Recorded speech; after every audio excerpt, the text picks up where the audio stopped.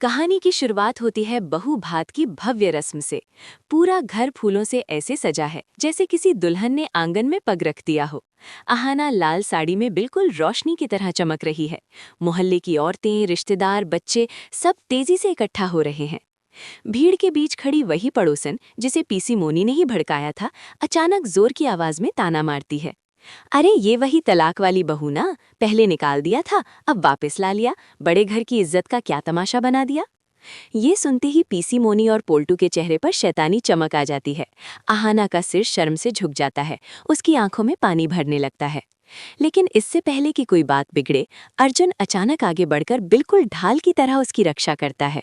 वो भीड़ के सामने कहता है, ये मेरी पत्नी है और इज्जत की बात कर रही हो। आहाना इस घर की लक्ष्मी है। यदि किसी को दिक्कत है तो अभी इसी वक्त जश्न छोड़कर जा सकता है। पूरा माहौल एकदम शांत, पड़ोसन चुप। पीसी मोनी का चेहरा उतर जाता है।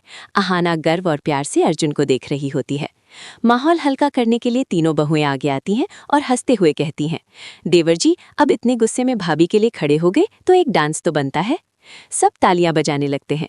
अर्जुन और आहाना अनमने से फ्लोर पर आते हैं और फिर शुरू होता है एक बेहद खूबसूरत स्लो रोमांटिक डांस। रोशनी कम, संगीत धीमा, दोनों की आंखों में सिर्फ एक दूसरे का प्यार, जैसे दुनिया वहीं रुक गई हो। इधर पोल्टू और पीसी मोनी दूर खड़े जल भुन रहे हैं। हर चाल उल्टी पड़ रही है और अर्जुन आहाना का रिश्ता और मजबूत होता जा रहा है। डांस खत्म होता है। अब रस्म की बारी आती है। आहाना अपनी सीट की तरफ बढ़ती है।